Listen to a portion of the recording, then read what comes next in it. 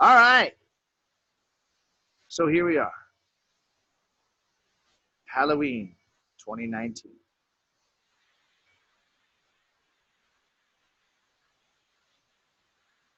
Me and you.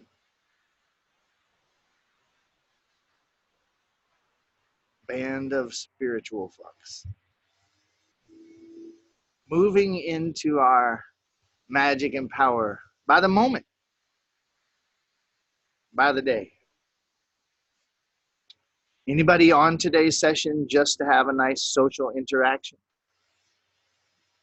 No? The hell are you here for? What the hell? What else is there? Anybody here to watch my hair grow? Because you can see it is. I mean, look at this. It is like really, I'm going to cut it one day probably. Anybody here to distract themselves from the misery of their life? Anybody? Let's be honest, be honest, be honest. Thank you. Look at that. See, you guys didn't think anybody would have the guts to, partially. Some are like, fuck, yeah, that's all there is to it for me. And some, but partially. I don't mind being your distraction for a minute.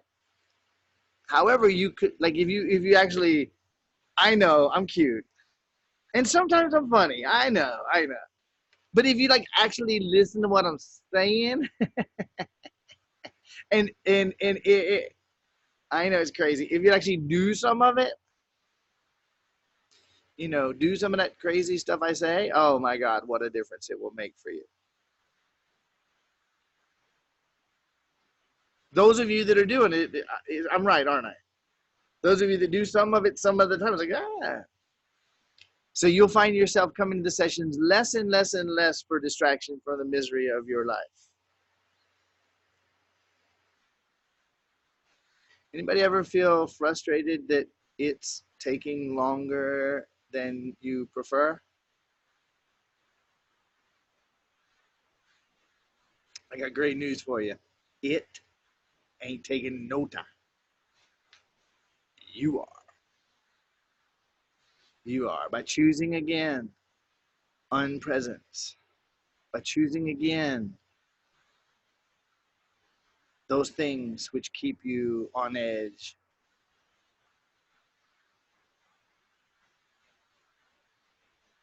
So, as you know, the vast majority of the time when we meet, I don't have much of a clue of what's going to happen today or what to talk about. I will say, though, a few days ago, I was out for a walk and I was listening to some trippy next level galactic information. I had a thought, a word came into my mind, and the word is subversion. Subversion. Subversion. Anybody ever heard that word? Subversion. Subversive. Okay. Anybody got any idea what it means or what it's supposed to mean? Some do, to some extent. All right, so don't rock the boat. Don't tip the apple cart. Don't upset the status quo. Don't challenge the system.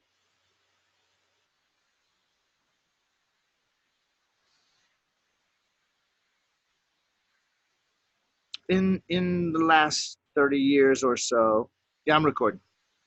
30 years or so, I have occasionally stumbled onto a piece of media entertainment or whatever. Tacit consent, says Rook. No, not necessarily related. So every once in a while, I have had a piece of media or entertainment or some, a book or a movie or something come my way, and I'll read, and someone will say, "Oh, this is a subversive work." Um, who determined that? Now, so those of you that ain't clear on what subversion means yet, who decides what's subversive or not? I mean, who's the authority that's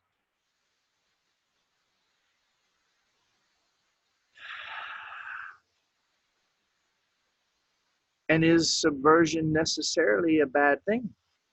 Because if there can't be any bad things, now, if everything in life, everybody was happy, everybody was at bliss, and all the systems were working, everybody was infinitely experiencing their abundance, and then somebody found a way to pull the plug and pull the drain and pull the rug out on everybody, if they were subverting something that was really working for all that is, I don't know, I wouldn't really like that. I'd be like, what do you do that for, you know?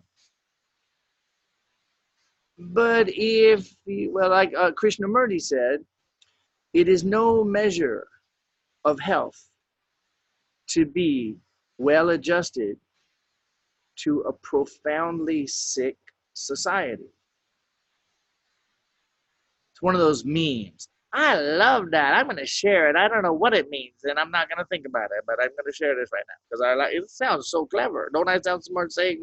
Didn't I sound smart saying it? Come on, you guys, make me feel good. I sounded smart, and I actually delivered it fairly well too. Right? Listen, it's no measure of health to be well adjusted to a profoundly sick society. If I add the little kind of English accent on the end, I'm like, this shit, right? Man, I sounded smart. I'm gonna end the session now, and I'm just gonna say that shit over and over. You guys have a good day. Oh, you guys can stay and listen. Those that want to. It's no measure of health. If I try to do my Indian and British accent, I just get confused. I don't want to do that. Yeah, I got to do one or the other. It's no measure of, never mind. So,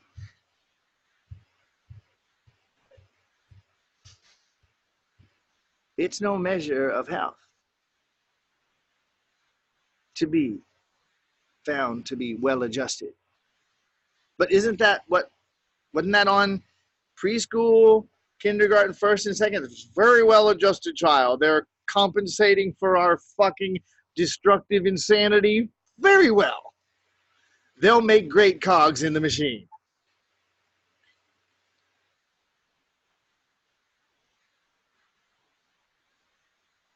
And by the way, it's time for their 73rd vaccination.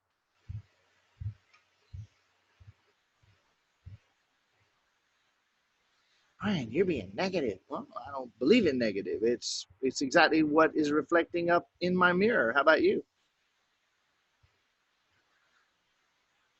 And I don't prefer it.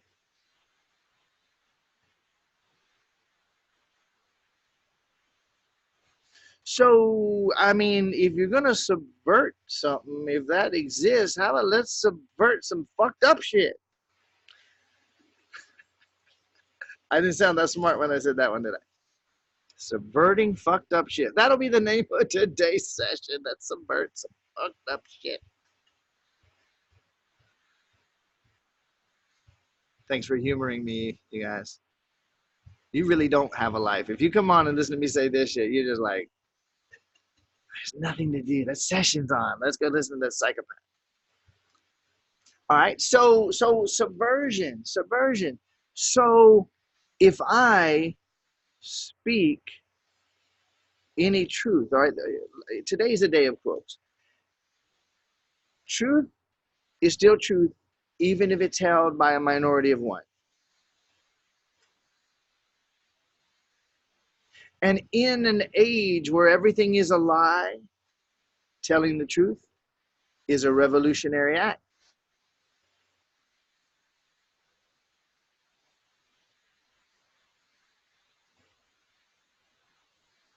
Now, well publicized, publicly available information from the CIA, and forgive me for not remembering the guy's name, I don't care. You can go Google it for yourself. Past director of the CIA said, we will know that our disinformation campaign is complete when everything that every American believes is a lie. Go Google it yourself. No, they wouldn't say that publicly. I mean, they would never be bad enough to ever do that. And if they were, they would never say it, would they?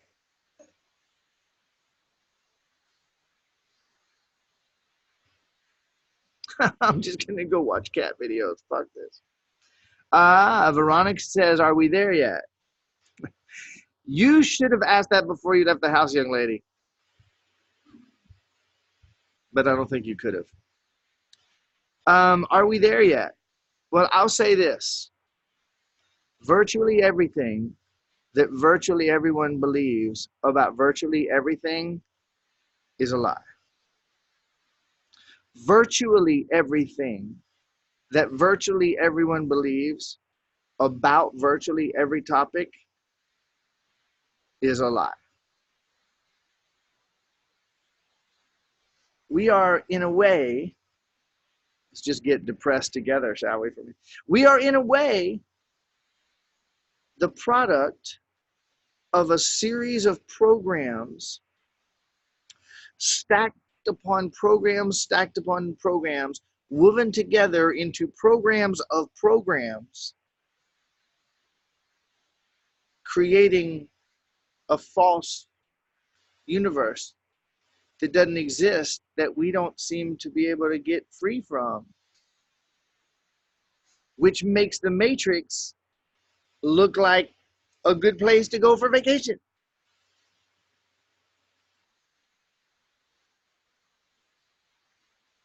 But that ain't bad. It ain't bad, because I'm still the source of it all. And if it shows up in the mirror, I can undo it, as long as I don't think it's wrong or bad or try to fight it or fix it. But wait, how would I? What? If I don't think it's wrong or bad, like, and don't try to fix it, then how am I going to undo it? Love it.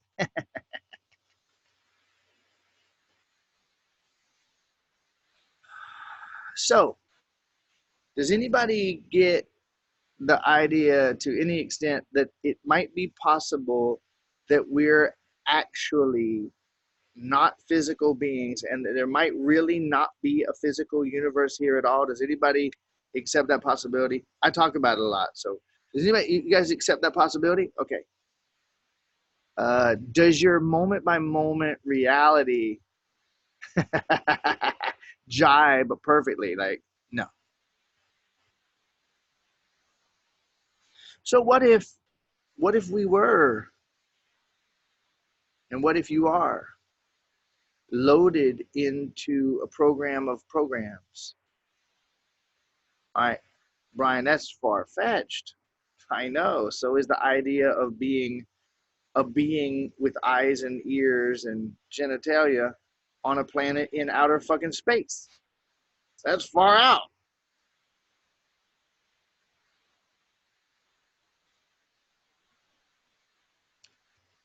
So let us contemplate for a moment the magical human egg.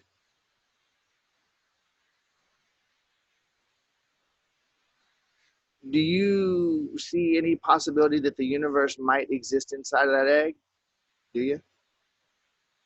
Like, we think that there's an inside and an outside, but we don't know that there's an inside and outside. That might be programming too. Look at the thing. So then let's consider the wiggling little sperm that comes along. Oh, that looks like home. Hits the egg. Now, is there any possibility, or might we be able to say that the sperm is a little squirmy thumb drive containing all the codes for all the programs of my father and his entire ancestry? What the fuck did I just say? Do you? You consider that? Are you like, you're not just like, okay, he's gonna get to the good shit in a minute. If I can just get through this crazy part, he'll start joking again. You hear me? Okay. So is it possible then that the egg is a little thumb drive, microscopic, that is literally all of the codes of my mom and all of her ancestry? Is that possible? Could it be possible that every single memory of her cells, her sight, her sound, her hearing, her and memories could all be coded in her egg? Some of you are answering quickly. Others are going, I still don't know what the fuck he's talking about. I thought we were going just for submarine sandwiches or something, or subversion. What are you talking about here? So if it's possible that inside of the egg is all of the programs that were ever loaded into what I call mom.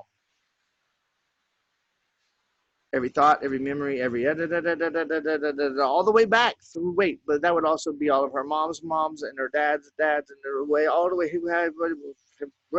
Huh? And then that would mean then that inside the zygote, when the egg and the sperm came together,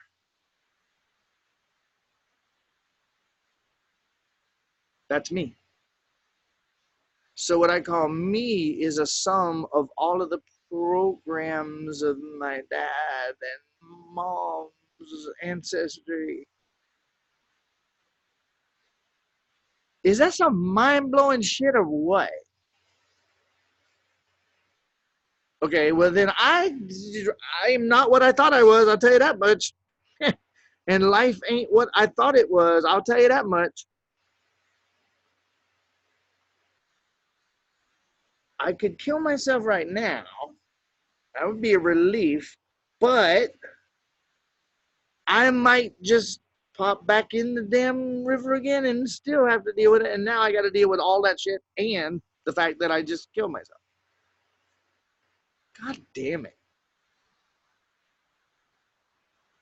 Anybody breathing? Anybody stop breathing? Did anybody stop breathing? Chrissy, I think you stopped breathing. You breathing? Mind blown? Is that what I'm seeing? Okay, just keep breathing. A mind blown might be a more efficacious starting point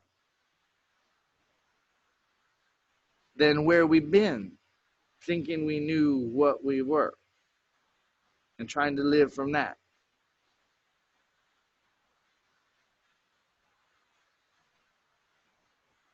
Y'all didn't see this shit coming, did you? Me neither. So this would bring up interesting questions. What about adoption? Oh, Jesus Christ. I'm still the product of all of my moms and all my dads, but they jerked me away, and now I'm dealing with these other crazy fucks while I'm trying to work out my crazy fucks. It's not better or worse. It's just different.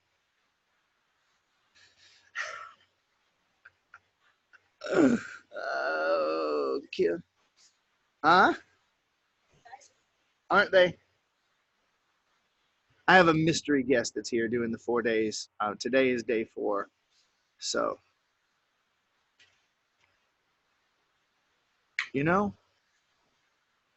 if we've been a little bit crazy, it it kind of makes sense, doesn't it? Now, the Celestine prophecy, I'm always stealing shit from all the good shit that I find. Celestine prophecy is where I got the idea that we're here to resolve what our parents could not. Now, think about that statement in the context of everything that I just said. We're here to resolve everything our parents could not and did not. Now, this kind of just changes only everything, only completely. Because let's bring the net of gems in. So, a gemstone with an infinite number of facets, surrounded by an infinite number of gemstones with an infinite number of facets. Therefore, everything reflecting everything is actually not things. It's just one that's not a thing. You can write any program into that you want. And why not? Why not? Ain't nobody going to get harmed or killed in the making of this motion picture. However, there might be some pain involved.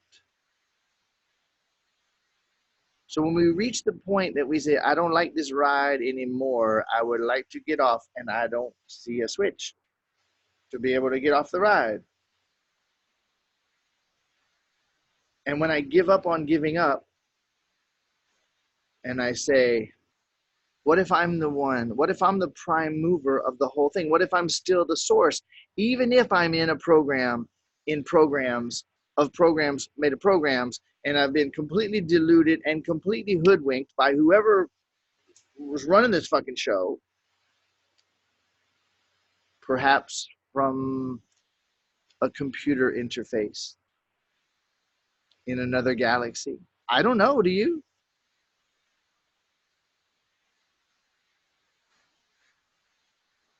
But you know what? I'm still the source. I am still one with all that is behind the computer program. Now this, I don't know about you, but I get a little relief, a little comfort out of this, because I remember what A Course in Miracles says. That which is real cannot be threatened.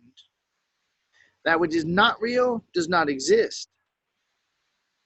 So I'm going to do a whole bunch of summaries, and we're just, the whole picture that we've been doing ever since we started doing whatever the hell it is we're doing here is going to go bigger, deeper, clearer.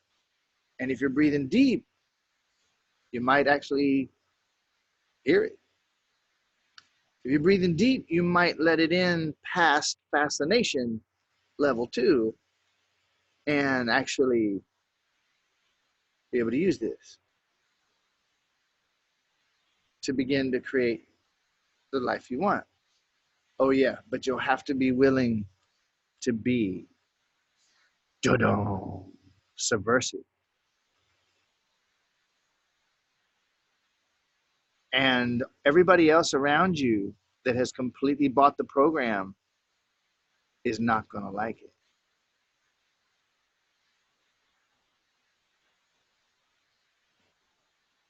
You won't be as controllable as you were.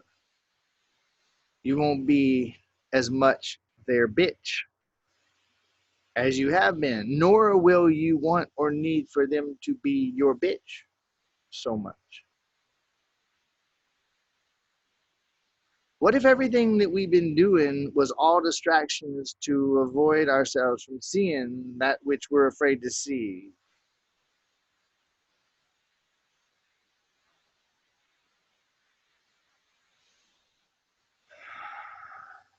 So, infinite, unlimited being projects out of eternity into time and space to have experience. Doesn't really matter that much what the experience is. You're eternally safe. But you just might not like what's going on. If you're caught in a fucking bear trap, if your leg is caught in a bear trap, you haven't eaten for 15 hours, and you look down and the army ants are marching your way, you might not like that shit. You might want to change it. Now, I don't know that you're going to be able to undo the bear trap or the ants. I do guarantee you this, unless you meet it with presence, you're going to get carted off in itty tiny little pieces. Hundreds of thousands of them.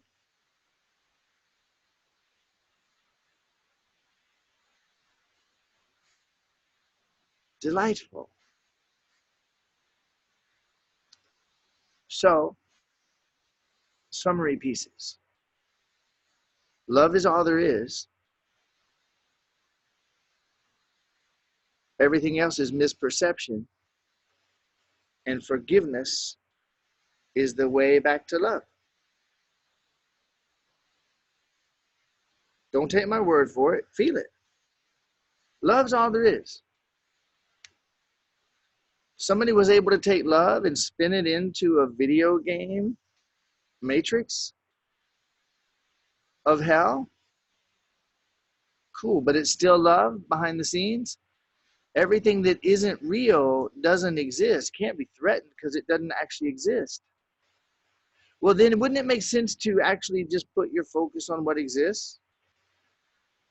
Makes sense to me. I'm all for that love stuff. So how does one do this forgiveness thing to get back to love? Well, start with breathing, because you're convinced that you're in a body, and what that body needs first and foremost to function is air. So air is love when you're in a body. Breathing in a cyclical way that brings you into peace, calm, centered presence. That's love. If you were in a video game, would you probably get a higher score if you were present or if you were not? All right. I'm going to bounce around a bit. Course in Miracles also says that life is a dream and it has become a nightmare. And you can't wake up from the nightmare. You have to turn it into a happy dream, and then you can wake up from it, and then you can make it whatever you want. That could be, that nightmare could be a program of programs where we're actually completely convinced by our senses that we're physical beings in a physical universe that we can't escape from. That would be convincing. Now tell me what video game ain't like that. You're in an artificial world dealing with artificial enemies, trying to get to the next level.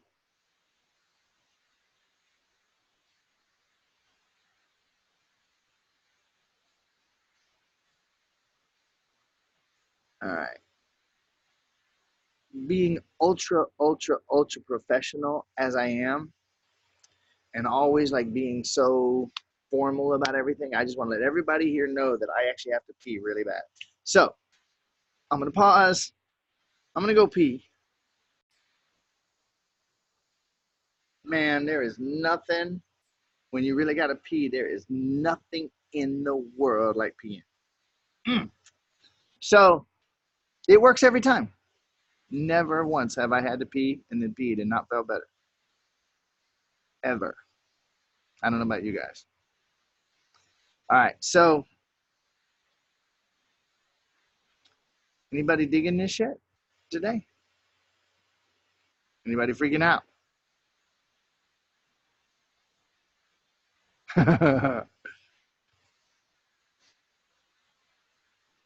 Elaine's like, we don't talk about this in Texas much. And Chrissy's like, Texas? I'm in Alabama, girl. They'll crucify your ass for talking about this in Alabama. But anyway,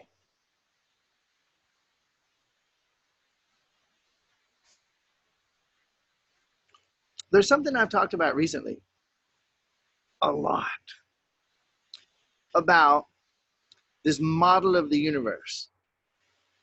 What if the universe is the reflection and the projection? Oh yeah, the universe, including my body, which is not separate in any way from the universe. It's just the universe, right?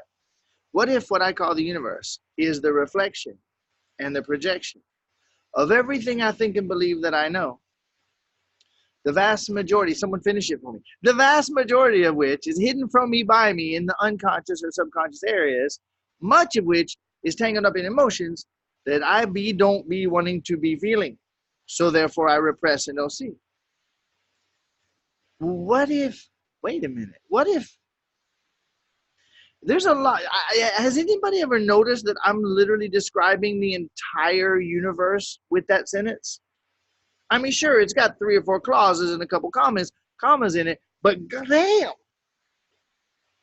it's all in there. It's just like some of it could be unpacked, right? Okay, so what is What do you mean by projecting, Brian? Where would it be projecting from? What's it projecting on? And what is projecting it? And reflecting. What do you mean reflecting? What's it reflecting on? And what's seeing the reflection?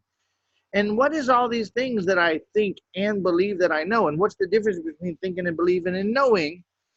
And why when you say like the vast majority of what do you mean all of it is? And then you say the vast majority which is hidden from me by why would I hide it? What do you mean by hidden? Hidden where? What do you mean unconscious? You see what I'm saying? Each one of those little tiny bits could be really unpacked a lot. And I, in my, trademark, incredibly egotistical way, I think we're all really blessed, myself included, that we have a model of the universe to play with in level 5 that's that simple and yet fully comprehensive and captures everything. Trust that the second that I have any speck of a trace of any insight that helps me to fine-tune that model, I am always doing it. It never stops. We're using words for the unwordable. So now, if the universe, including my body, and I only say that because we've been very convinced that there's the universe in me. So if the universe, including my body, which is not separate, is only and always nothing more and nothing less than the projection, first of all, of everything I think and believe that I know, the vast majority of which is hidden from me by me in the unconscious, subconscious areas, much of which is thinking about it. If that's true, if it's projecting, where's it projecting from? It's eternal, infinite possibilities that don't have any programs, filtered through the programs of, in my case, the life of Brian, which is the DVD sitting on the thing that the projector is aiming. And what is it? It's projecting from eternity through the everything I think and believe that I know, which is the summary of all of my dad's programs and his entire ancestry, all of my mom's programs, summarized in me, in this matrix.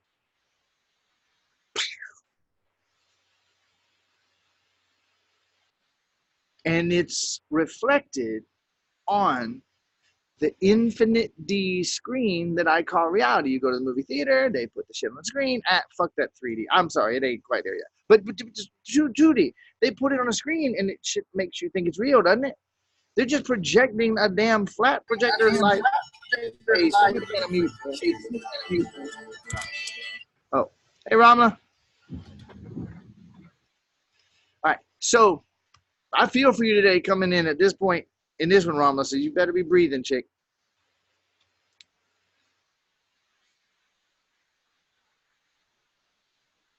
Projecting and reflecting on a flat screen that can make you think you're in the movie and you're tripping out and all this crazy shit. Wow. Okay, but how about an infinite D screen that you call reality, you call the universe? And what's playing on that screen is only and always everything you think and believe that you know. And you say, not a, the vast majority of which is hidden from you by you, so you don't know. Do you want to remember necessarily how many licks it takes to get to the center of a Tootsie Pop? Do you need to remember and hold in your memory at all times how many oxygen atoms every brain cell needs per minute? Do you want to do the math on that in real fucking time constantly? Do you want to be trying to make sure, let me see, is the spin of Jupiter exactly just right so that it doesn't crash into my anus? I had to say that. You knew it was coming. You don't want to keep up with all that shit. So, of course, hidden from you by you in the unconscious areas, but most of which, or much of which, is tangled up with emotions. So some of it you hid down in the basement because you don't need to fucking, as long as it's running, let the shit run in the basement. It's fine. I don't need it up in the living room tripping over it and shit.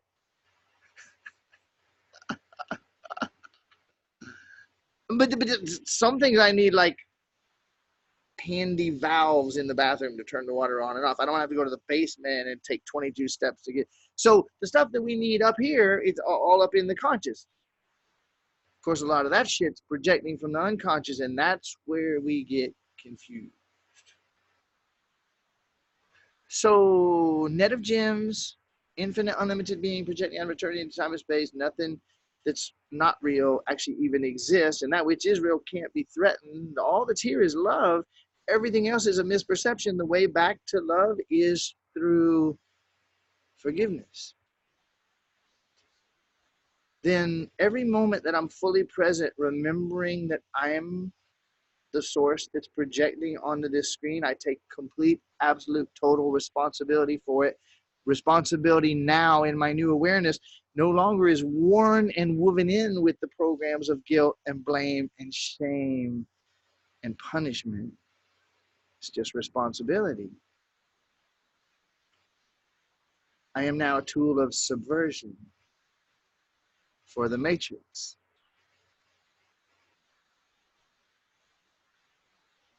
So I want to be really present.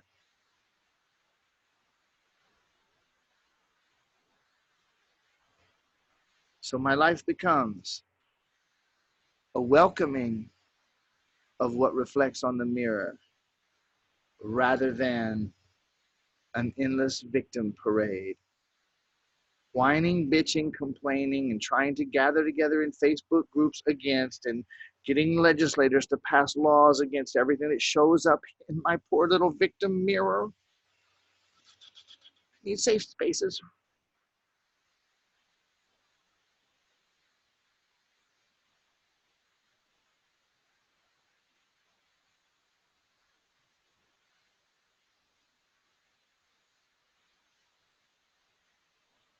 Anybody seeing it bigger, clearer, further, more? Anybody? Anybody? Anybody? That's some people, yeah? Me too. Me too. So but to live this now, if it reflects in front of me, it's projecting from within me. I am responsible. But I might not know. But what if it was in my great-great-granddad's program? I'm still responsible. I still have the ability to respond. That's all it means. We keep trying to get away from responsibility because we still think if I take responsibility, that means I have to take the little bitch to the party with me and I won't be able to have fun. If I'm responsible for her, my little sister, if I'm responsible for what I did, they're going to punish me for it. No. You want to undo that program quick like.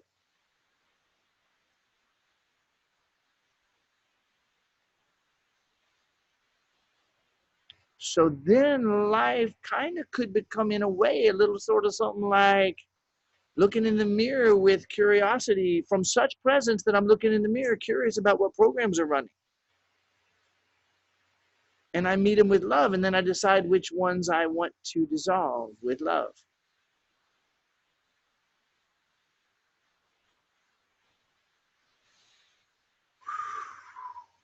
So,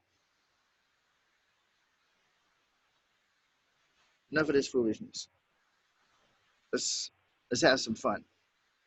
Mariah, you want to come on?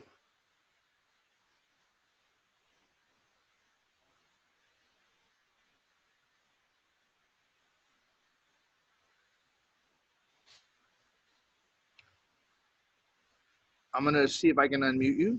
Well, I did. All right, speak. Say something. Okay. I heard a click when I first unmuted you, but I ain't getting no voice. Let me mute you. All right, let's do that again. Nope. Okay, so check your microphone. Are y'all hearing her? Anybody hearing her? Okay.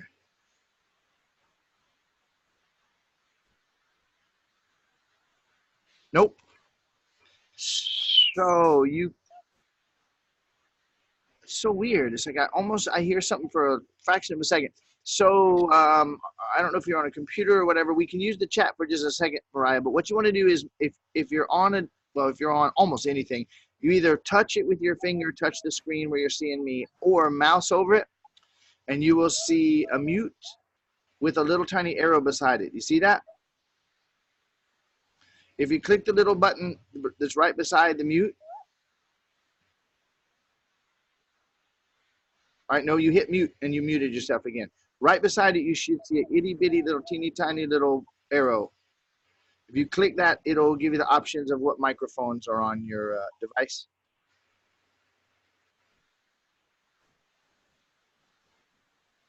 Everybody breathe. Be curious.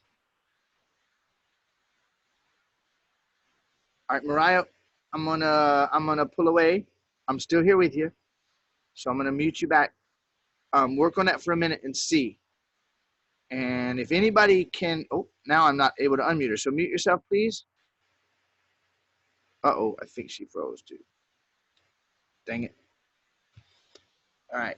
So if anybody wants to in a moment, once she gets back in on, if somebody can do a quick chat with her for a moment to perhaps help her. Oh, all right. If anybody wants to take a minute to chat with her and see if you can help her figure out her microphone. Hello? Oh, there you go. Hello? How awesome is that? Okay. Am I pronouncing your name right, Mariah? Yes, perfect. Damn it. All right. And where do you live? I live in California, Southern California. All righty. So you ready for some help? Yes. Or the possibility of some help? Yeah. Either way. So I just want to say this for everybody's sake, to save a moment, because you only have so many. Mariah has messaged me a couple times. She's commented in the group about her OCD. I'm not mocking her. I'm not insensitive. Okay? Mm-hmm. All of you that think you're dealing with some fucked up crazy shit sometimes that hurts, she might have you beat in this department. Panic, literally in her own words, crazy fucking behaviors that she feels like she can't get out of. People that don't want to be around her because it's freaking them out and it's freaking her out. Okay. So let's see. I'm not telling you that I'm going to undo your OCD today because I don't believe in OCD.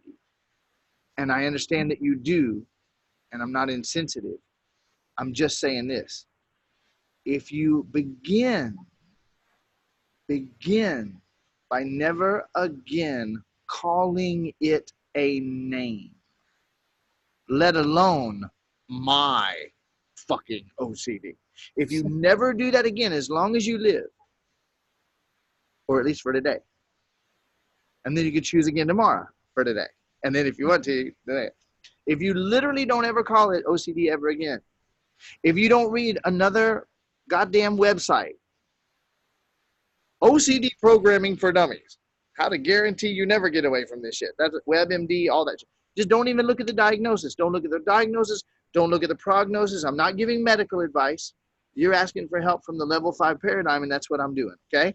So to begin with, would you be willing to maybe give yourself 30 days without ever using that name ever again? I could do that. Okay, so if you do that, that doesn't mean it'll go away, does it? No. It just means you won't be calling it anything. So every time you call it, the way I see it, every time you call it OCD, you throw another layer of shellac on top of it, which hardens it and thickens it a little bit more into reality in your life. Mm-hmm. Breathe, Carol. Breathe deep. Let the breath get all the way under that. And then on the exhale, comes right out. So, tell me about it. Tell me about it, Mariah. Ever since my first child was born 48 years ago, I have had extreme fear, whereas before that I was very. If I had a baby when I was 2, I would be scared too. Okay, so let's just start with that shit. How young? I wasn't 2. How young are you? How young? 70, almost 70. 70. And so 48 years ago, you had I had my first child, first of how many? 2. Two. First of 2. All right.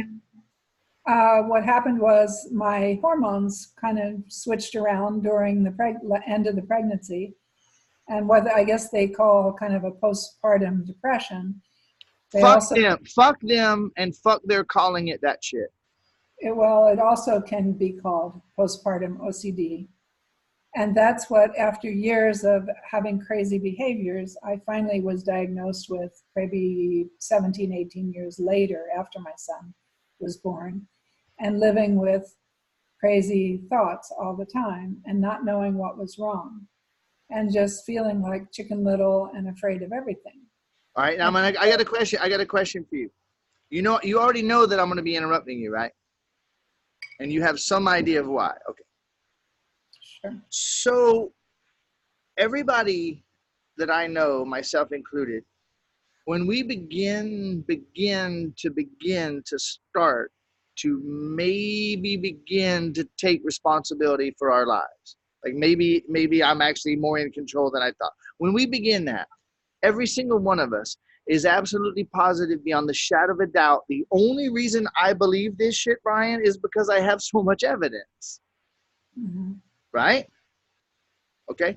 Everybody, nobody thinks I'm talking to Mariah. You know who I'm talking to, right? We all think the only reason that I believe this shit, Brian, is because I have so much evidence. My first question for you, and I'm going to ask some yes or no questions, and the more you'll just give a clear yes or no, the more you will benefit. Okay. Plus, the easier it'll be for me, which matters a lot. So, is it possible? Is there any possibility? I know that it didn't start till then. I know. I was listening. And is there any possibility that the only reason you're experiencing it is because you know it? I don't know what that means. Okay, that's excellent. That's an excellent thing to know. Because if I had asked you this question about almost anything else, you would have been like, yeah, it's possible. But on this one, that's good. I'm really glad for that. It's a great start. So you're absolutely positive, and you would say to me, Brian, the only reason I believe that I have fucking OCD, the only reason I believe it is because I have so much evidence, right? Is it possible that the only reason you have so much evidence is because you believe it? Yes. It's actually possible. Now, if you feel, you're going to notice a smidgen of relief from having said that yes. But it's not just the yes, it's the fact that you turned your lens into a new direction for a moment. You feel that? You feel a smidgen, little speck of relief? Not yet. Not yet. Did you feel it and then fear again instantaneously? I'm trying to understand the question. You won't understand it. Okay, so what I saw it on your face when you answered, it happened, and then you started trying to figure it out again. You already were past figuring it out when you answered. So you're absolutely positive that the reason that you have OCD is because you have all that evidence, right?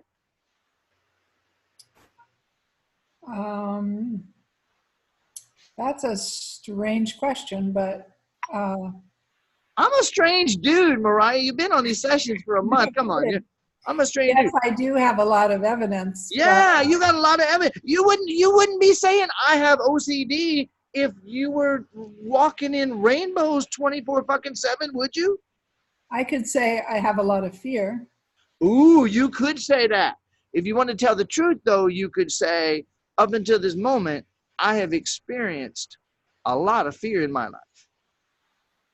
Up until this moment, I experienced almost being terrified a lot of the time. I agree with you, and that's the truth. That is the truth. And it's an inarguable truth that if anybody has an issue with it, they just ain't paying fucking attention.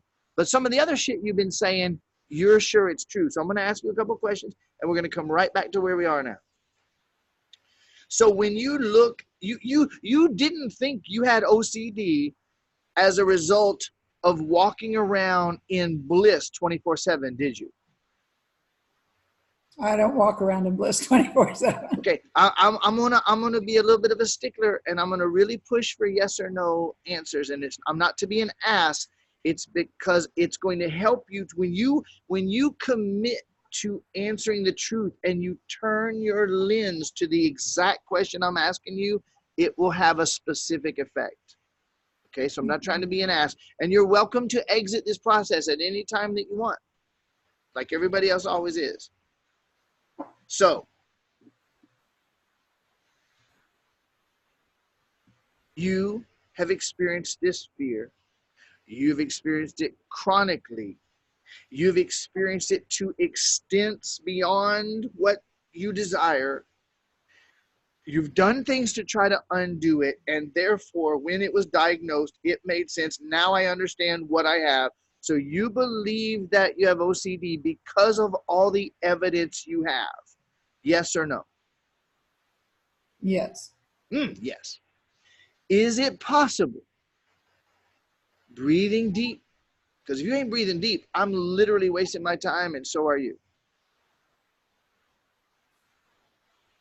Is it possible that you actually have all of that evidence because some part of you believes that you have OCD?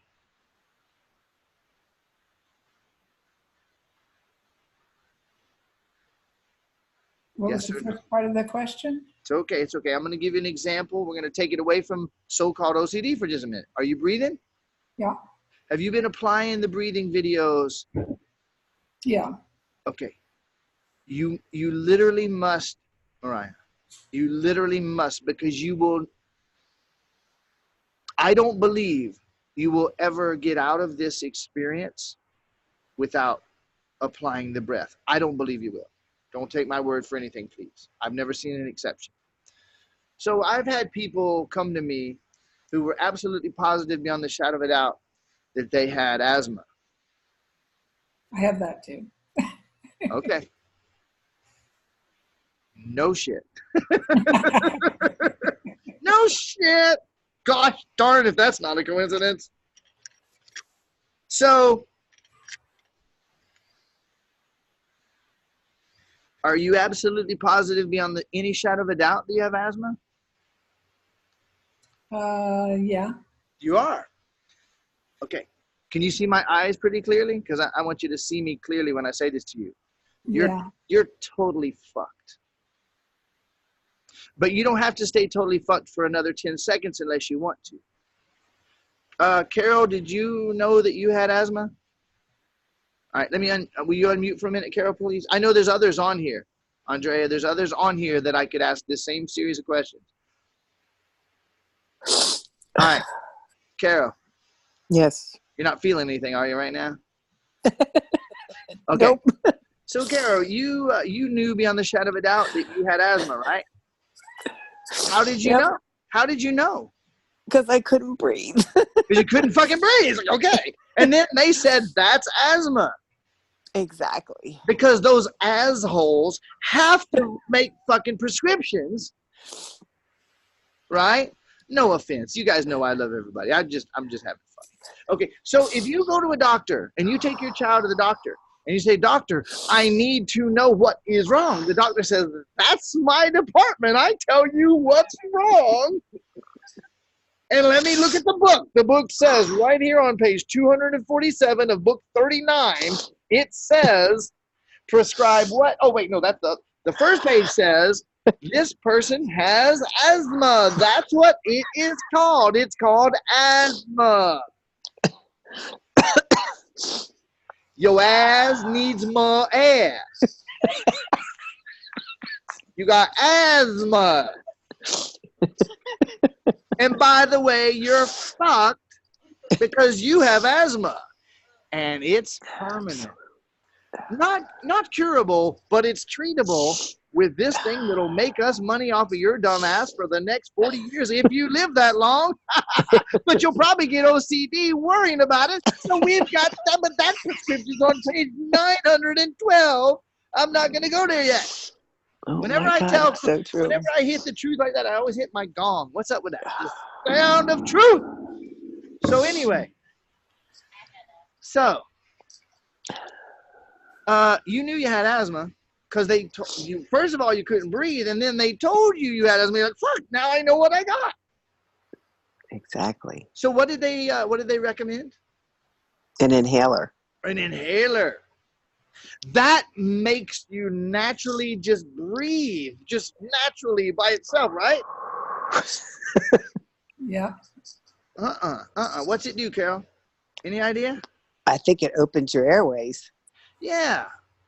At least that's what they tell you. That's what they tell you. So then breath can move through a little bit better. But did they find out why your breathing passages might have been constricting? Absolutely not.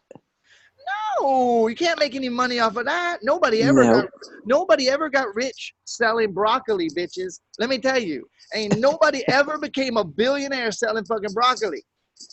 Mm-hmm. Probably never will. So instead, they gave you this inhaler. Mm-hmm. And how many days?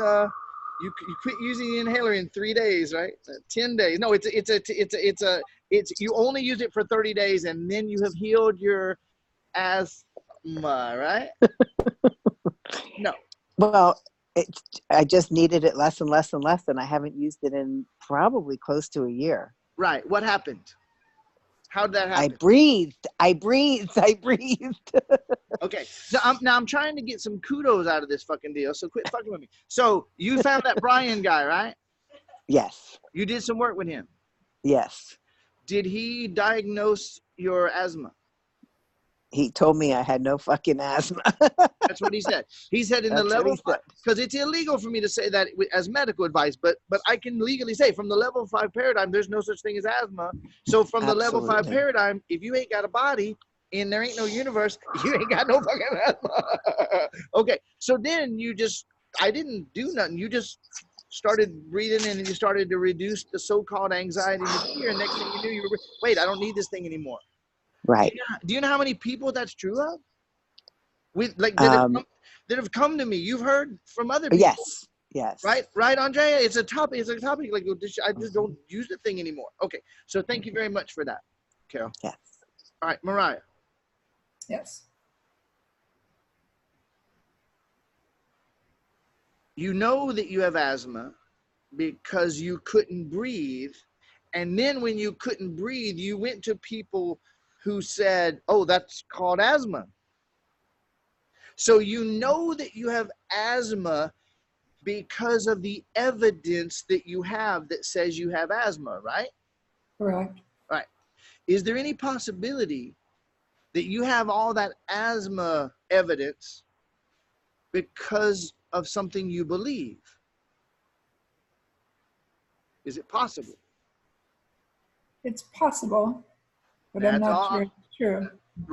But notice that each time I ask if it's possible, you don't want to just notice this. I'm not faulting you in any way. I can relate, and I deal with this every day. You don't want to say, yes, it's possible. You want to go, well, yes, but don't take my fucking asthma yet, Brian. Don't take my OCD. I don't know what I would do without it. I'm so terrified of how scared I would be if I didn't have this fear all the fucking time, keeping me safe. That was a hint. So is it possible that you might know you have OCD? You think you know you have OCD because of all the evidence, but is it possible that you have all that evidence because you know you have OCD? Yes. Y'all heard that, right? It was a one-word answer. I knew Mariah could do that shit. Yeah, that's my girl. So Mariah, it is actually possible that you might literally be having the symptoms because of something you know. In other words, you were sure that, no, Brian, the only reason that I believe I have it is because I have all this evidence. But you're accepting the possibility you might have all that evidence because you believe it. It might be the exact opposite of what you've thought all along. It could be. Now, would that necessarily make it go away? No. But it would make you no longer know for sure that you have it. And so far, every person that I've ever met that called me the next day and said, dude, the tumors are gone. Every person that ever messaged me and said, those 3 curves in my spine that have been there called scoliosis for the last 30 years that nothing ever helped, they just straightened out. Every time that's ever happened, it happened because first and foremost, whether I made it really clear or not, the first thing I did was help them to realize they didn't know beyond the shadow of a doubt what they were sure they knew beyond the shadow of a doubt. Can I ask a question? You can ask 2. Okay. And I will answer the one that I like. All right. Easy for me. When I live with terrifying anxiety and fear, how do I deal with that? I'm on my way there, but before we go there, we got to go where we just went.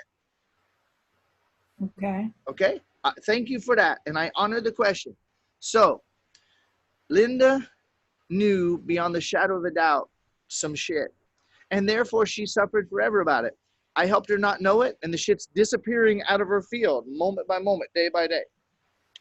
The lovely alien that's laying on the floor over here behind me, day 4. Oh my God, she was at the end of her rope. She was at the end of the frayed thread on the end of her rope. The shit that she knew that was showing up over and over and over and over was taking over. There was no way out. I helped her realize she didn't know it beyond the shadow of a doubt, and it started to come undone. So if you're creating your reality, you accept the possibility you're creating your reality, Mariah? Yes. All right, me too. And if you accept the possibility that you're creating your reality, do you know exactly beyond the shadow of a doubt? Can you give me the 12-step process for manufacturing OCD on demand? Childhood trauma. Okay, well, that's right. But how you make it in the moment, I'm going to help you with this one. The answer is no. I don't know. I can't give you the exact steps that I do to the letter of exactly how I manufacture it every day. I don't know. I don't know exactly how I make asthma, the exact steps that I'm doing to make it. But if I accept the possibility that I'm creating my reality, I accept the possibility that I'm creating my goddamn OCD and my fucking asthma and my fucking chronic hemorrhoids. I don't have hemorrhoids. Okay, I'm just saying. You ain't got That's one I don't have. What a relief. But you know, you ain't got OCD or asthma. From the level 5 paradigm, you ain't got none of those things. What I perceive here is, and please don't take my word for this, ever. What I perceive here is that you have some fear, and that chronic fear creates the conditions where you don't breathe. And that chronic fear creating the conditions where you don't breathe on an ongoing basis, you're like, what the fuck is this? I need to know what's wrong. So the doctors happily tell you what's wrong so that they can sell you their solution. And I don't subscribe to what they prescribe. Love them all. Love me some doctors. If I ever get my dick cut off, I am running into the place with my dick in my hand. Please sew this back on. I need a doctor. I love doctors. I'm not knocking doctors. Doctors are not bad. I don't know if you heard when I said that. Dev went, no. Like I say anything, like, no, don't cut that off. So, do you know absolutely beyond the shadow of a doubt that you have asthma, yes or no? Oh, I didn't know. Was not a part of the equation. Now you playing my way. You stepped in. I'll say no because that's what you want me to say. Oh, but that won't help you or me. I'm asking you for the truth.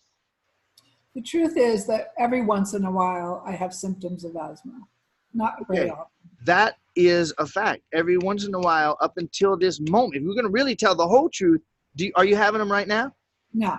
Do you know beyond the shadow of a doubt you'll ever have them again? No. Then what you just said is still not true. The only way to say the truth is up until now, there have been times when I found difficulty in breathing, which some could call symptoms of asthma. That's the truth. Okay. So do you know yes or fucking no? Do you know beyond the shadow of a doubt that you have asthma? No. I love it when that happens. Okay. Do you see that you're safe giving that answer? Yeah. Yeah. Ain't nobody gonna take your asthma away if you want it. And I love you, Mariah. That's why I'm doing this.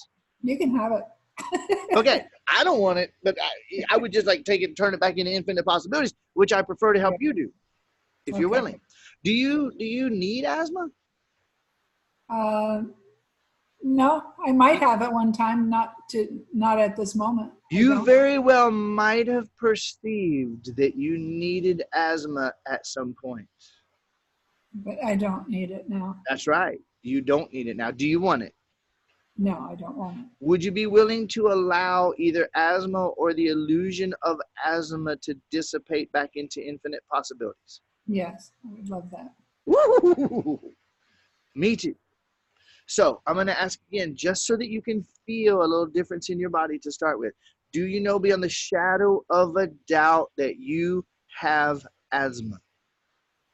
No. Then does it benefit you to say you do? No.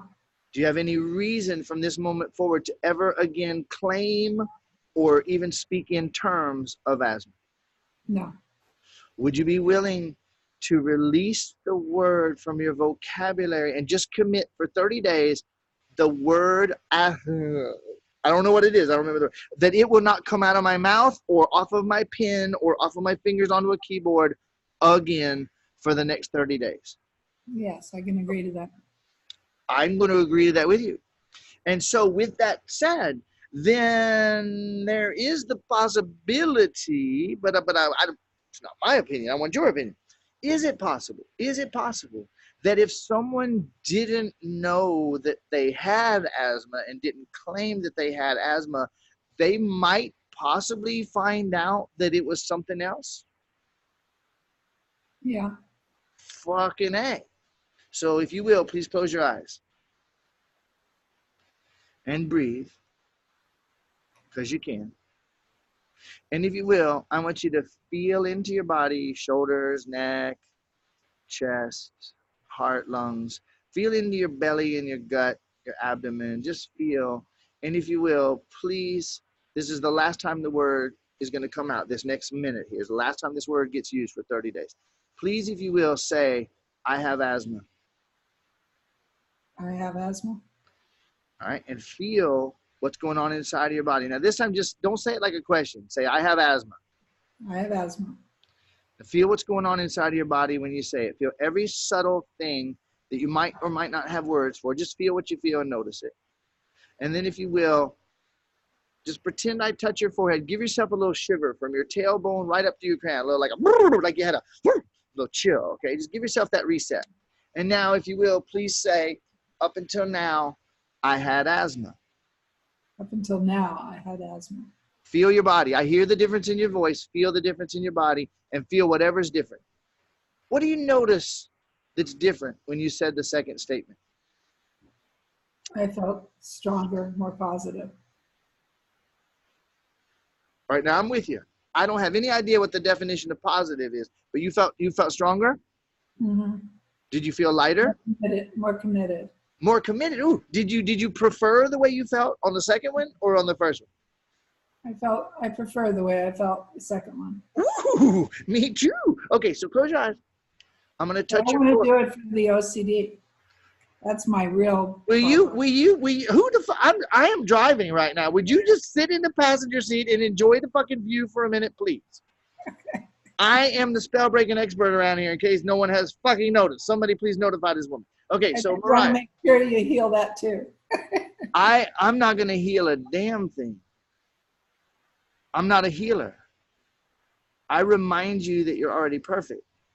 You don't need a healer. Okay.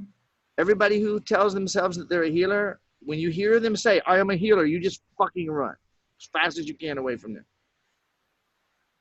So breathe. You sure it wasn't this? Okay. So I'm a professional. It's fine. So close your eyes and breathe. And if you will, please give yourself that little shiver from the tailbone up again. And if you will, I want you to please say, up until now, I perceived that I had asthma. Up until now, I perceived that I had asthma, But I have no idea. but I have no idea. All right, so close your eyes and breathe and tell me how you feel in your body on that third sentence compared to the other two. That feels the best. Woo! I feel the best. I like the way I feel on that third statement the most. Lighter, clearer, calmer, safer, more relaxed. Yummy. Now, please keep your eyes closed and breathe and relax. Is there any possibility that we are undoing OCD already? At least partially. Is there a possibility? Yes, there is. Okay, keep your eyes closed, honey.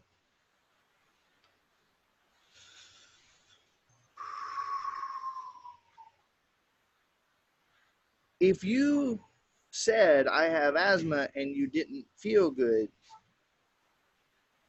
and then you said up until now I perceived I had asthma and you feel this great, which one of those is probably going to facilitate the most efficient, effective, comfortable breathing? I perceived I had asthma. Yeah, I perceived up until now, I perceived that I had asthma. Because when you say I have asthma, as the infinite, unlimited creative being that's creating your entire reality, every time you say it, you throw in another layer of shellac on the hard reality of asthma, which is ever going to show up on the mirror in front of you in the net of gems. Well, Brian, you're certainly not saying it just because I say it. No, I didn't say that at all. I didn't say it at all. But I said every time you say it, reinforce it. And every time you think it as a truth, I have asthma. Yes, I have asthma too. Yes, I do. Let me show it to you. Every time you do that, you're reaffirming your infinite, unlimited being is reaffirming your commitment to fucking asthma. But when you say up until now, I perceived that I had asthma, but I have no fucking idea. Honestly, I have no idea whether I do or not. The beginning of the undoing of asthma is no longer knowing for a fact that you have asthma. Does that make sense? Mm-hmm. Okay. If you saw somebody and you had you know what circumstantial evidence means? Are you familiar with that? Circumstantial evidence? Yeah. Okay. You know, nobody was at my house that I know, and I watched my neighbor walk in. What the fuck's going on? I don't think anybody's in my house. My neighbor walks in the house, and they walk back out the house with crumbs on their shirt. And I come in later, and my fucking cookie is gone. I know that son of a bitch ate my cookie. I'm going to go over to the neighbor's house and take their cake. Bitch, took my cookie? I know they did. I saw the circumstantial evidence. What I don't know is that they walked in the house because they knew that I wasn't home. They saw what looked like somebody sneaking in my back door, so they were like, hey, I'll help my neighbor. They walked in the front door, punched the person who was eating my cookie, accidentally getting crumbs on their shirt, threw the cookie thief out the back door, never to return. They walked out the door with crumbs, and I accused them of taking my damn cookie. That's circumstantial evidence. I'm going to tell you something. I say this a lot, and I really hope I don't lose my train of thought here. If I was one of y'all, I would be so curious about what does that Brian guy do? What does he eat? What position does he sleep in? Does he really live that shit? Is he you know what I mean? I would be so curious, aren't you? Because if you're not, what the hell are you doing? You ought to be. I mean, all the gurus that I thought had their shit together, I was so curious about them. What do they do? One of the things I do I don't know a goddamn thing, Mariah. I don't know what I got and don't got. I don't know all that shit. You are such an expert at OCDs and asthmas. I don't know all that shit. And I don't know that nobody did nothing unless I watched them do it from start to finish and I heard every word, because I might be misinterpreting something. Like you might have been. What if every disease is a misinterpretation? What if every symptom is a misinterpretation and every diagnosis is a misperception of symptoms? So here's a little child that when they were little, they got smacked, yelled at, hit, kicked, scolded, bullied by their parents, by their brother, and every single time they did it, they gasped like you do when something hit. And then every time they tried to express their emotions to their parents, they got shut down, shut up, smacked, locked in the room. Don't you cry, you little bitch. I'll give you something to cry about when you're sad. You're scared, they make you go do it anyway. You try to actually express your anger and they show you their anger is bigger than yours. And then, fucking horror of horrors, when you're finally joyful, having a good time, they say, shut down that racket.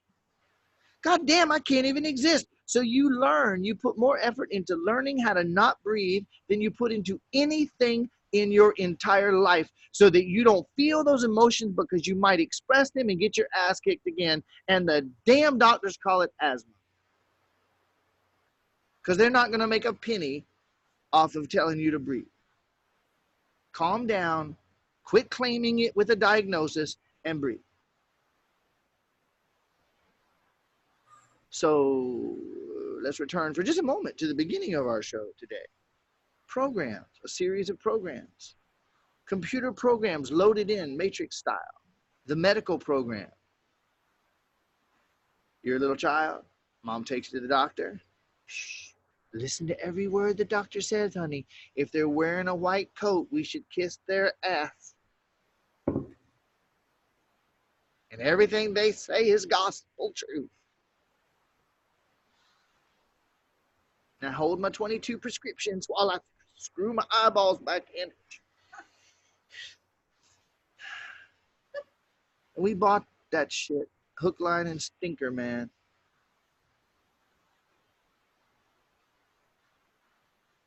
So the little child who learned how to not breathe lest they hurt. We take them to the doctor, and the doctor says, I know what's wrong with you. And when you hear my diagnosis, you'll know what's wrong with you. And you'll be proud. You can tell other people, I have cancer. Did you know? That's right. I get an extra piece of the cake because, and I get the better seat at the thing. One more thing, when we're a child and everybody's like, everything's hell and everybody's ahead of us and everybody's more important than us and nothing we say matters and we got to go to school and we got to work, we got to do all this shit to please mom and dad and everything's fucking hell. But one day we get sick when we're about 3, we have a fever. And mommy says, oh, honey, lay down. Let me get you a wet, cool cloth for your forehead. And they're nice to you for the first fucking time. You go, man, sick is the way to go. I'm going to do this shit forever. And you have no idea that you decided.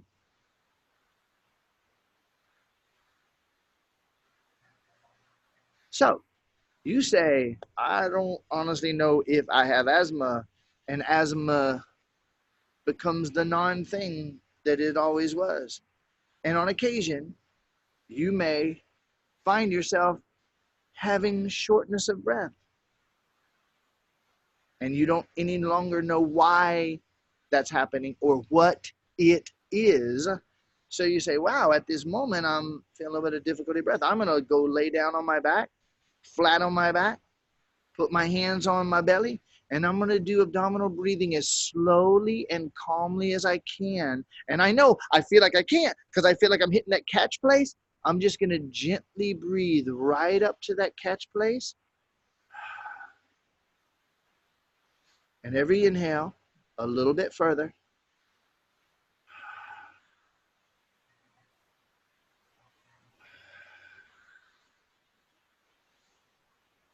Because up until now, every time it happened, you thought asthma, which made your catch place get a little tighter, didn't it?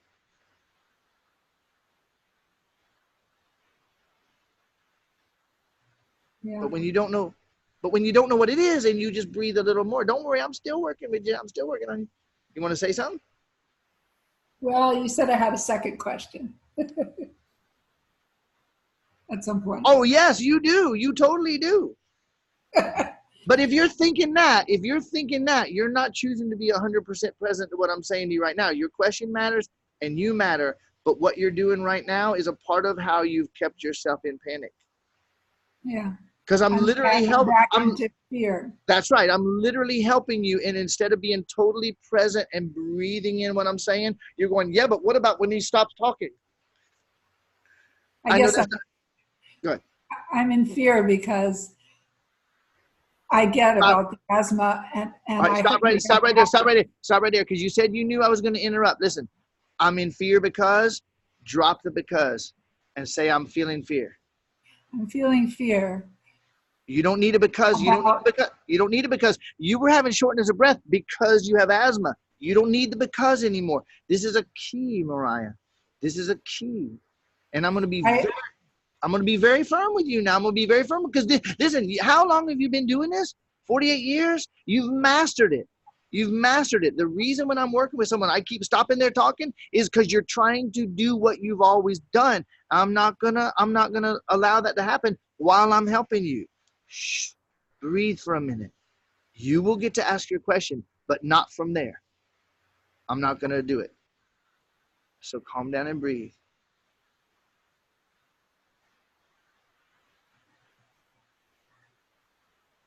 I'm doing this because I love you. I'm not being harsh.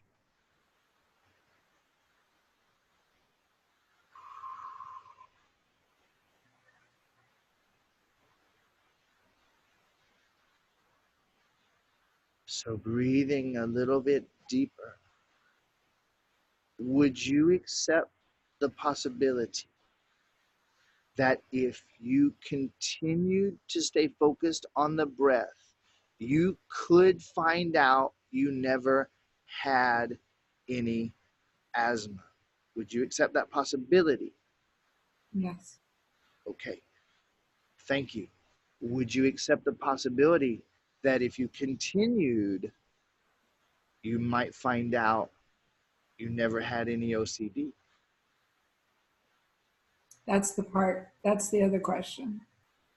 But you That's didn't answer. the But you didn't answer my question. So I'm going to ask the question again. Breathe deeper and don't come out into your mind. Don't run up into your head. Be in your body and breathe down into those lungs and move that diaphragm a little bit more with each inhale. Is it possible that if you breathe a little deeper and you continue to breathe, and then a moment comes when you catch your breath, and instead of thinking, there's my asthma, instead you thought, I'll breathe a little deeper, and you just slow down and breathe a little deeper. Is it possible that you could either break the habit that you were calling asthma, or you could just create a new habit of breathing where there used to be stuckness? Is that possible? Mm-hmm. Yes? Okay. Then is it possible that if you continue that breath, becoming more and more and more calm, that you could find out that you were no longer experiencing any symptoms of OCD? Is that possible, yes or no? I'd like to think it's possible. Who is stopping you? All the fear and craziness in my head. So those things are stopping you. Okay, now breathe deeper and slower. I'm going to look like this. So I've been looking at you. I'm going to look at the camera so you can look at my eyes now. Let my peace and my calm and my center help to remind you of yours. The wisdom that I'm choosing to relax and tap into, let that remind you of yours. And breathe slower and deeper. So, if we're undoing the words asthma, so we can find out what is going on. If we're undoing OCD as words so that we can find out what's going on, Let's focus on asthma, which you're finding right now to be a little more easy, a little more believable, whatever. I don't So, really have it much anymore. It's mostly the OCD. okay, But it's easier for me to let go because I rarely get asthma. okay. I'm sure you believe that that's why, and I understand it. So here's my question for you. When someone is having the symptom that they have called an asthma attack, oh my God, it's the attack of the asthma. This giant fucking thing is coming through the sky to attack me. The attack of the asthma attack. Boy, the medical community is powerful. So in the moment that you begin to have that symptom, if you had the habit of every time I ever feel any upset of any kind, all I do is automatically breathe a little bit deeper, and then a little bit deeper, and then a little deeper until I'm back at peace. Side question. Has there ever been a moment in your life when you've had the experience of a smidgen of peace? Yes. Yes. So, you know peace. You are peace. Peace is ever present in you. And in the moment that you've said, I train myself to breathe so that whenever there's a moment of anything other than peace, I just breathe a little bit deeper and a little deeper until I'm all the way back at peace. Then you begin to have a symptom of what they call asthma attack, where you feel your bronchial tubes are squishing down and you're okay. And in that moment, if you were to continue to breathe in the way that I said, you didn't give the asthma the power of a name or a diagnosis or any thought. Instead, you simply kept breathing a little slower and a little deeper. Could you eventually completely undo the habit that you were sure was asthma to where it literally didn't happen again? Is that a possibility? Yes. I agree. I've helped a lot of people do it. Then yes or no, is it possible that you could do the exact same thing with what you have called OCD? Yes or no? Is it possible?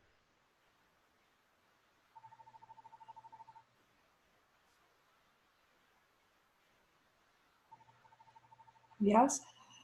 Yes, and I know you got butts and ands. I know you do. So thank you. You gave it a yes. Now breathe and relax your face. Or you started to go into that place. You started to go into that place. You don't need to go into that place. Just stop right here. So I want you to be really curious. Now listen, if I knew where the button was that I could push that would make it disappear for you, I would want to. But I wouldn't, because that's not how you chose it. You're here with me today, ready and willing to actually look at this. You stepped up. So the last thing you want to do is fight me. You've seen other people have had movements and breakthroughs. So just keep relaxing. Listen to this. Imagine that you were walking down a road that you had been on many, many, many times. And for some reason, there was a place where there's a blind corner or something, you can't see around, whatever. There's a slippery place on the whatever.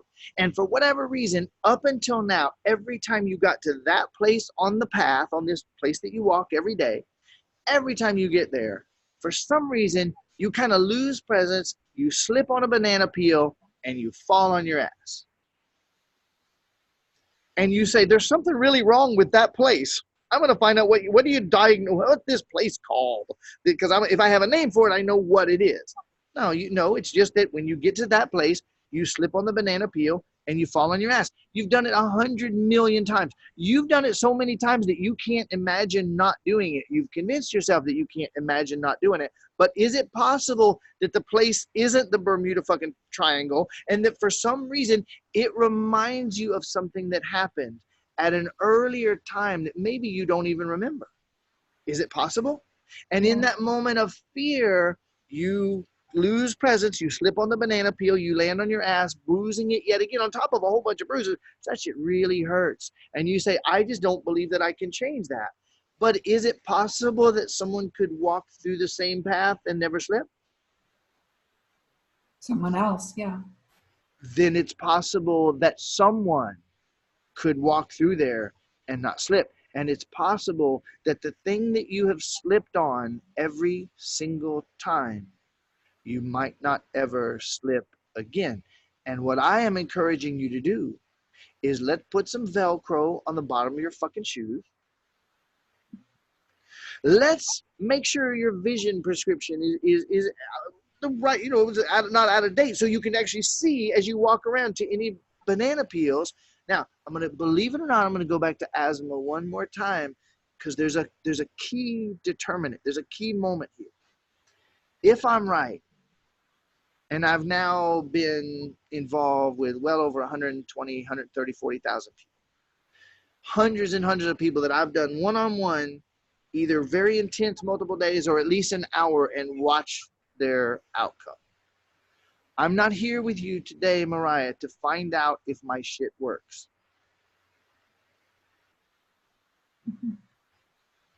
I'm not here to find out, well, will it work for Mariah? Everybody knows how fucked up she is. No, it's not. No, there's none of that here. So here's what I'm telling you, and I want you to be curious, and I want you to hear me like you ain't never heard me before. And if I were you, I would be listening like never before. If I felt the part of me that wanted to resist, I'd say, shoot, you can resist in a minute. And then I would find this replay, and I would cut this little part out, and I would have it sitting on my top of my phone and on the top of my tablet, on top of my computer, and I'd have little notes that would help me to remember this every single time. For what someone calls asthma. See, we're talking about it like it doesn't exist, because it didn't. But for someone who's experiencing it on a daily basis, it's debilitating, it's suffering, it's terrifying, they would say. And what happens is, in the level 5 paradigm, which doesn't believe in asthma, what's happening for this person is that every single time one of their triggers gets flipped, they stop breathing. And in that moment, they have actually trained their body and their system, which is just part of the matrix, that their bronchial tubes contract. And they say, I can't breathe, which instantly makes the contraction much worse. Just like when you said, I have asthma, everything contracted. There was a clue for you. I didn't do that for no reason. In that moment, they get triggered. Everything starts to close down. They go, oh no, which makes it close down more. They think asthma, which makes it close down more. And they've trained themselves into that groove 1,000 times, 1,000,000 times. That's why they say, no, Brian, I really do have it. You should see what happens inside of me. And I was doing a thing. I went in for a study, and they put a microscope in, and you could see my lungs contracting. It really was happening. I really do have it. And I say, no, your shit's contracting, but that don't mean anything. You don't know that you're not the one contracting it. So stay with me and breathe now. The minute you stop breathing, you're back in asthma OCD land. The minute you stop breathing, you're back in hell. Your version has been OCD and asthma and more. I'm almost done with this piece. The moment of the trigger, when the bronchial passages instantaneously begin to close, that's the trigger point. And then the person tries to breathe, and they hit that constriction, and they go, oh no, and it constricts more. And then they go, oh no, and it constricts more. And they go, oh no, and it constricts more. But if they never had any oh no's, nothing would have ever fucking constricted in the fucking first place. They think they're oh noing in response to the constriction. No, baby, the constriction is in response to the oh no. When I asked you, is there any possibility? I know you think that you have it because you have evidence. Is there any possibility that you have evidence because you believe it? You said yes. That's what I'm describing right now. Before I do anything else, is this making sense? You see the connection between what I'm saying? Okay. So with that, one last phase of this. In that moment of oh no, the bronchial passages begin to contract. You attempt to breathe and you hit the contraction. You go, see, oh no, it's closing down. Ah! You don't know that you're the one doing the whole thing the whole fucking time. You have no idea, and you keep getting evidence because then the contraction, I'm going to die, take me to the hospital. There's no difference whatsoever between OCD and asthma in this way that I'm speaking of. You hit the contraction point, you begin to freak out. Oh no, it's happening again. And you just made it happening again. And then it's a series of echoes, a trail of echoes echoing down until it's madness. You can preempt the first oh no. And if you preempt the first oh no, and the second oh no, and the third oh no, oh yeah, it is that simple. It is that simple. Unbeknownst to you, you are in the middle of the universe. And at the far, far, far, let's forget about whether right and left is good or bad. At the far, far, far right of the universe is the greatest peace and calm and bliss that you can ever imagine. And at the farthest, farthest, farthest side of the universe on the left is OCD, panic, and crazy habits. And unbeknownst to you, you got in the habit of rolling to the left. It has never come after you. It has never chased you. It has never limited you. It has never held you. It has no power, no more. I mean, okay, listen. If asthma doesn't exist, can it attack?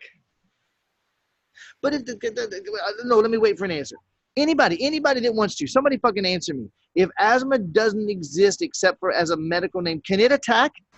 Does it have claws? Does it put on rubber shoes so it can bounce and leap at you like a jumping fucking spider? How does it attack? No, that's a damn medical construct program to make you panic. It's just like a panic attack. Oh, fuck. I was just sitting there. You should have seen it. It leapt out at me from the corners. No, it didn't. You rolled right toward it just like you did every other fucking time. You got fear from earlier incidents in your life. And instead of preempting and breathing through them, instead of constantly and consistently choosing presence and breath so that you're less susceptible to the fear, instead of choosing presence and breath so that you're continually dissolving the fear, you're not.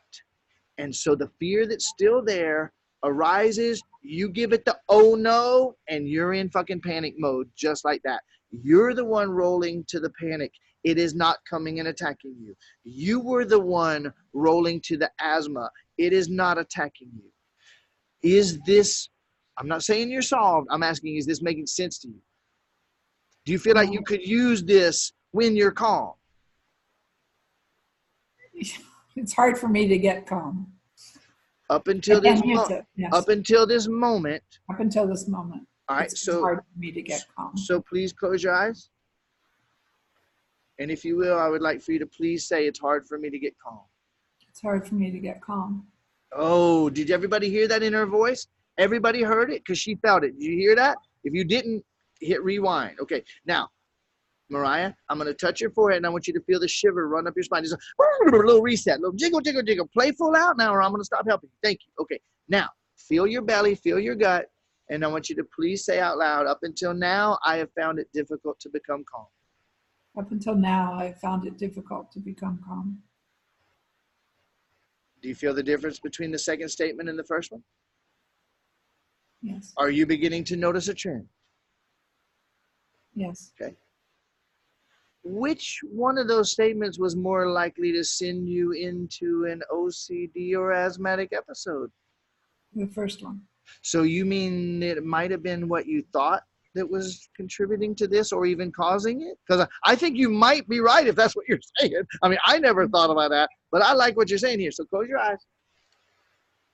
I'm going to touch your forehead. Ding! And just give that shiver right up your spine. Nice little shiver.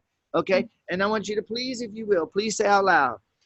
Up until now, I perceived. Up until now, I perceived. That it was difficult to become calm. It was difficult to become calm. But I really don't know. But I really don't know. Feel that. Feel the relief. Now you can admit that you have relief. And while you're breathing now, I got a question for you. And I would like for you to, if you would, I would like for you to spit out the first words that come up. You've done some crazy shit. So if you say something crazy, none of us are we're just, she's like us, okay? So just please breathe. Please breathe. And I want you to just spit out the answer that finishes my statement. You ready? No thinking involved. I'm afraid that if I give up my OCD,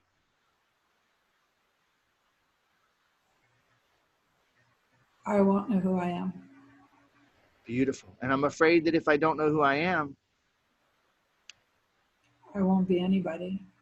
and if I'm not anybody, What's the point? and if there's no point, I might as well be dead. exactly. So breathe. I want you to really breathe now, and I want you to really feel your body with your eyes closed. And I want you to please say out loud, if I don't have my OCD, I'm going to die. If I don't have my OCD, I'm going to die. Feel that. Feel every bit of it. I'm going to touch your forehead, and if you will, give yourself a wiggle from tailbone up through to the sky. I'm watching you. There you go. I've seen better wiggles, but hey, it's okay. You're just starting. That's better. Okay. Now, if you will, please say, up until now, I've been afraid that if I didn't have my OCD, I would die. Up until now, I've been afraid if I didn't have my OCD, I would die. Now breathe. It's okay to admit a smidgen of relief. It's okay. You have my permission. Don't worry about what anybody else thinks. Just breathe and relax a bit. Just relax a little bit. If the tightness were to start, all you got to do is breathe right through it. Don't give it your power. Don't roll that way. Oh, there it is. I will roll towards it. Breathe. Now I want you to imagine that there was a very stinky, really smushy, greenish brown turd on the floor. And the minute you noticed it, you would just dive towards that motherfucker with your face, right? Yes or no? No. Oh, I see a smile. You would not dive on that shit with your face. Like put your hands behind your back and just fall over. You would not dive for the shit. But you've been diving for that fucking OCD 1,000 times a month, and you're nodding your head now. So, if you will, give yourself a wiggle from the tailbone right up through the sky. Okay? And I want you to please say, up until now, I perceived. Up until now, I perceived That if I didn't have OCD, that if I didn't have OCD, I was going to die. I was going to die. But I don't know that that's true. But I don't know that that's true.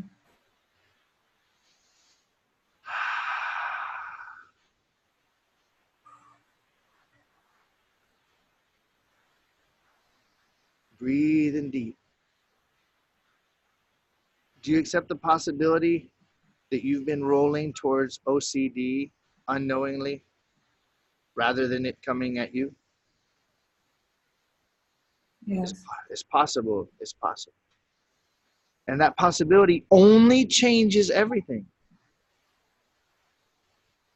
So would you accept the possibility that it might be okay for you to be happy?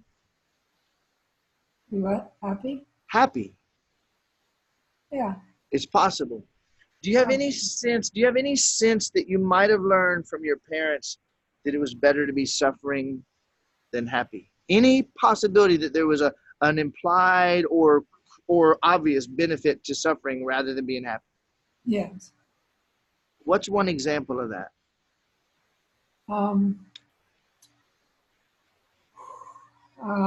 Had to always run and hide when there was violence going on in the household from my father when he was drunk. Father was drunk and there was violence in the house. He was beating up on my sister. And I was always terrified whether my mother would be screaming, run and hide. And my father would be screaming, do the dishes, and he'd be kicking my sister, and he would kick her in the crotch, and my mother would be screaming, Bob, you'll ruin her for life. And I'd be paralyzed at the sink washing dishes to try to be the good girl. But I didn't know what to do because my sister wanted me to be on her side. That's right. And my And mom wanted me to run and hide. so we got guilt, we got fear, we got terror. There's all kind of stuff. So close your eyes. And I want you to just see you're in the closet hiding. No, I'm doing the dishes with my back to my dad kicking my sister. Okay, okay. At this moment, you're at the dishes. So you're at the dishes. You're at the sink doing the dishes. And your focus is on the dishes. And you want to help. I don't know what to do. I'm paralyzed. That's right. You feel completely paralyzed. So I want you to feel that paralysis and that fear. I retrieve all of my energies out loud, I retrieve all of my energies, bound up in this scene bound up in this scene, of being paralyzed at the kitchen sink. being paralyzed at the kitchen sink. And I take all those energies back And I take all those energies back to the perfect place in my true self. to that perfect place in my true self. Just breathe. Nothing else to do but breathe. Straighten your spine out. Breathe deep. Breathe all the way down into the hands that are doing the dishes. Breathe all the way down to the feet that are standing there at the sink.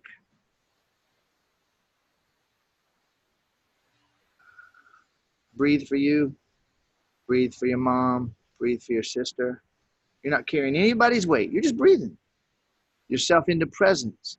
Because if there is anything for you to do, you're only going to find it by being present. So here you are breathing into presence. Now, in that moment, there was a lot of energies going on. Mom's energy, dad's energy, whoever beat the fucking shit out of dad, your sister's energy, all this stuff that's going on. Just keep breathing, relax. And if you will, say out loud, I remove all non-me energies. I remove all non-me. All non-me energies. I remove all non-me energies. Bound up in this scene. Bound up in this scene. Of me being paralyzed at the sink. Of me being stuck at the sink. I remove it from all my cells. I remove it from all my cells. From all my bodies in all dimensions. From all my bodies in all dimensions. And from my personal space. And from my personal space. And I send it back to its origins. And I send it back to its origins. In infinite possibilities. In infinite possibilities. And breathe.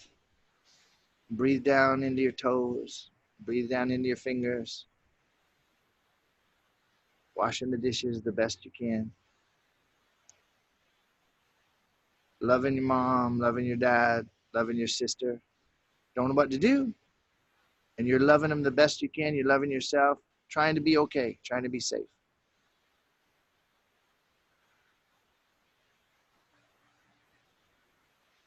Just breathe for a minute.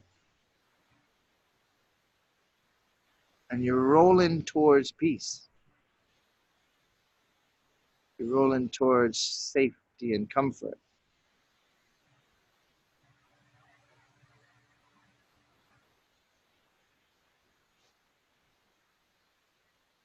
And if you will, I want you to think for just a moment and just be curious now. You're still breathing, mainly focused on breathing, and you're curious. I'm just curious. I'm curious, like, I wonder how much of my life ever since that moment has been reactions to this scene of standing at the sink paralyzed. I wonder choices that I've made, any of the choices that I made that might have been reactions to this scene. I'm standing at the sink, paralyzed with fear. I wonder if any of my breathing patterns have in any way been reactions to this scene. standing at the sink, paralyzed with fear.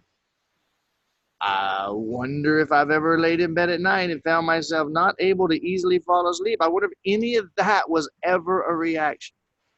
I wonder if laying there in fear was in any way possibly a reaction to the fear that I had of my dad. Among other things, right now, though, holographically, this moment, standing at the sink in fear, terrified and paralyzed.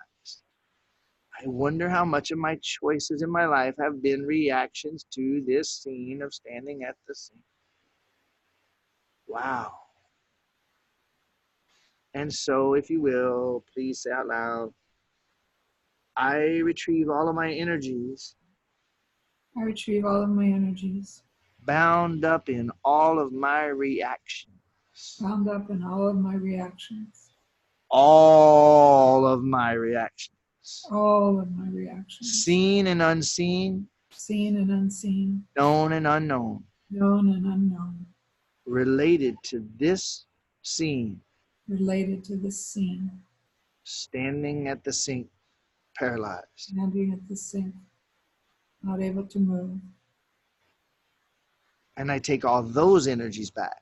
And I take all those energies back. To the perfect place in my true self. To the perfect place in my true self. Now just breathing. Just breathing. And set the intention and just feel. You can say whatever words you want. I'm going to offer you a set of words here, and I'm going to say it so you can feel if it's relevant. I'm here and now setting the intention that I am undoing all similar situations. I'm setting the intention here and now that I am undoing all similar situations. I'm setting the intention now that I am undoing all similar situations. Retrieving all of my energies. Retrieving all of my energies. And taking them back to the perfect place in my true self. Taking them back to the place in my true self. Removing all non-me energies. Removing all non-me energies. And sending them back to their origins. And sending them back to their origins. I choose peace. I choose peace. And grace. And grace. Now breathing and acknowledging that you have carried guilt for not helping your sister. And the fact is that you could not have. So if you just for a minute think about all the times that abuse happened in that house, being curious, because responsibility has no blame or shame or guilt. You're starting to catch on to that, aren't you? Responsibility is just, I could have responded, but I did respond. So I want you to just look at all of the episodes of violence in that home. And if you will, say, look what I created. Look what I created. Now breathe. No blame, no guilt, no shame. Because if there's no physical universe here, nobody actually gets harmed. Man, does it seem convincing. And boy, do our feelings really matter. And if you'll say this out loud and feel it, say, I forgive myself anyway. I forgive myself anyway.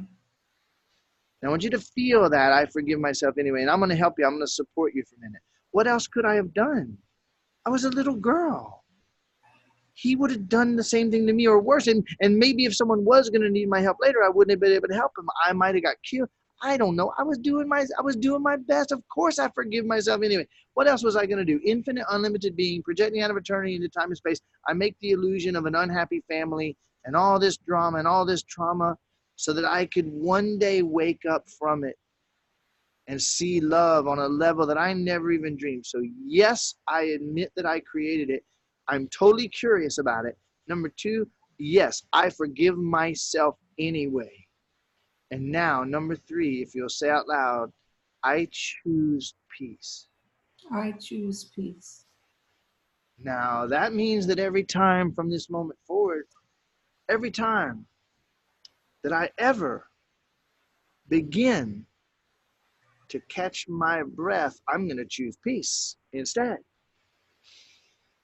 Yeah, I choose peace. That means that from now on, every time that I could start to go, oh shit, and I choose peace instead. I choose peace instead. So now I want you to, with your eyes closed, I want you to look into your sister's eyes and see the part of her that's beyond time and space, the part of her that could never be harmed. And look into her eyes from the part of you that can never be harmed. You know that still place. You know there's a place where everybody's actually winking because we actually all know that none of this is happening. Most of us avoid it. But just look in her eyes and say, I choose peace. I choose peace. And you can feel that that part of her chooses peace. That dream of being in the kitchen and all those things and all the dreams of that was a dream. Your feelings matter. It was still just a dream. And now, if you will, breathe in smooth and deep. If you'll just look in your dad's eyes with the still part of yourself, feel how safe you are. And look into him and see, oh my God, he was an actor. This dude was literally playing his part, and I was playing my part. And just look at him and say, I choose peace. I choose peace. And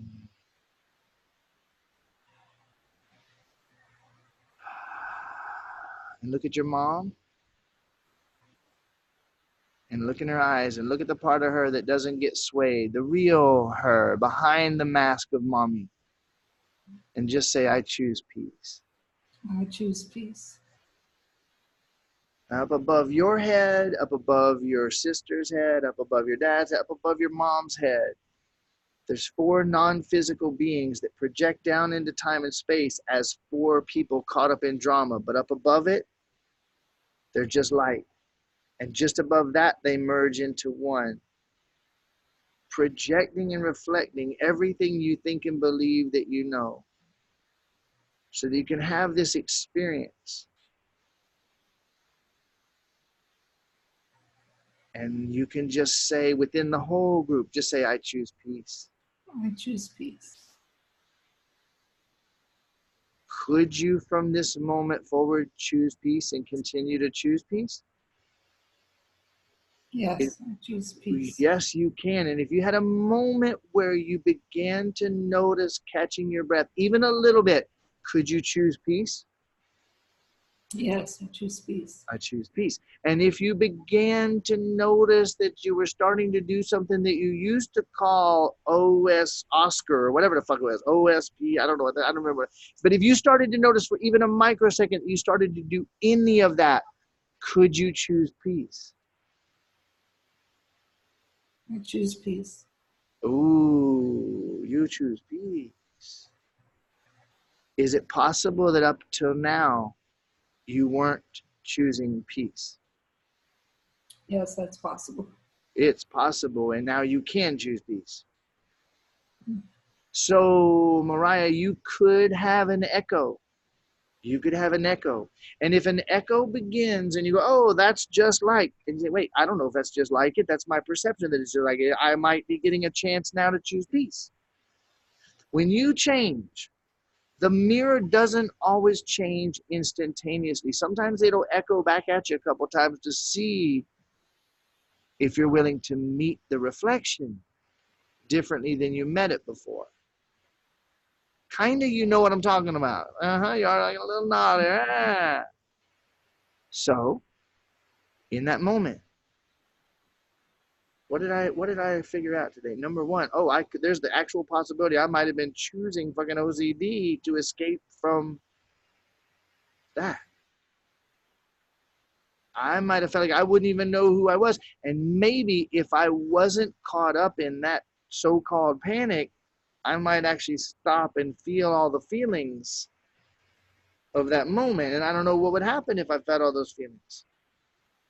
You know what will happen if you feel all those feelings?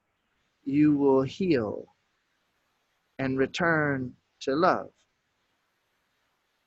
which you never left. It was all a misperception.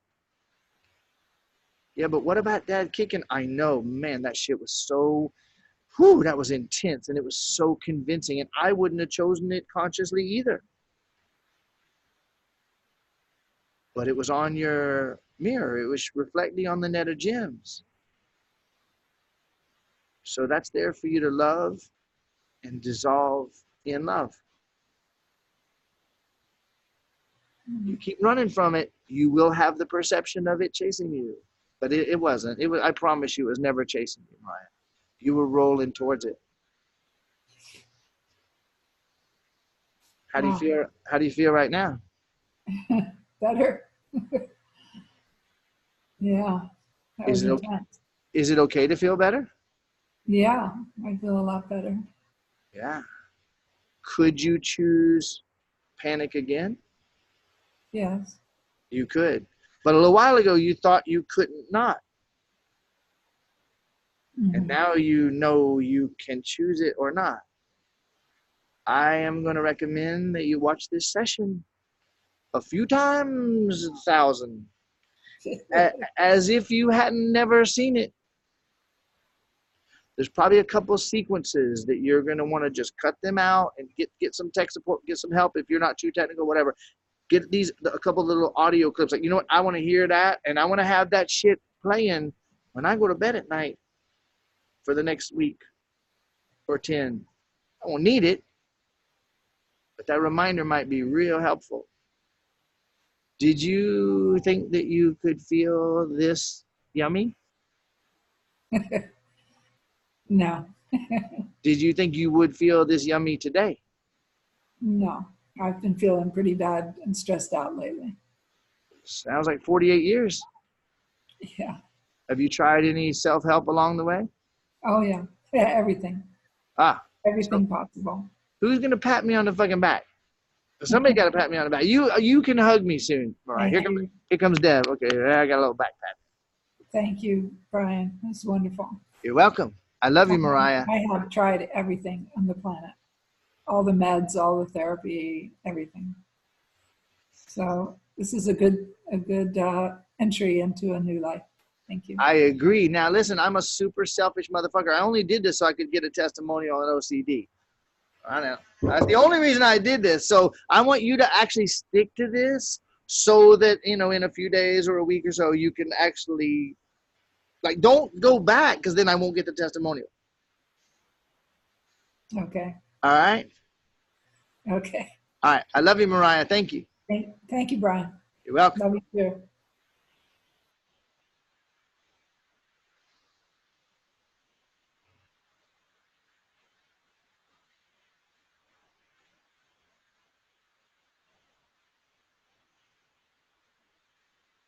If I would have started out telling Mariah OCD is a program, she would have said, program this motherfucker.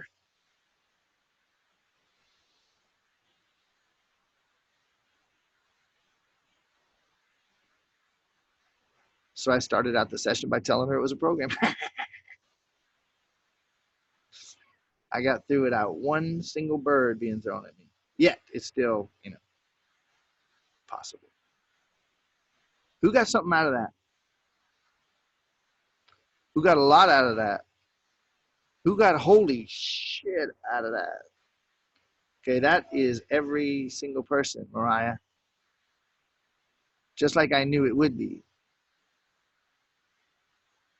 So, Mariah, it is entirely possible that you did this whole thing so that you could elevate the experience for everybody in this program today. It's entirely possible that you did that.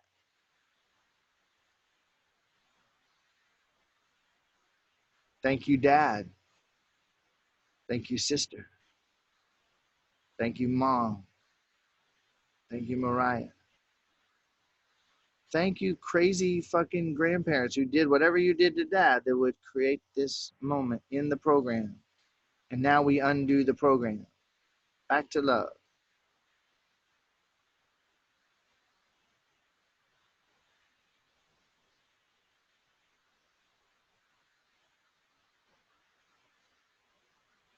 All right. I'm out of here. You're welcome, Veronica.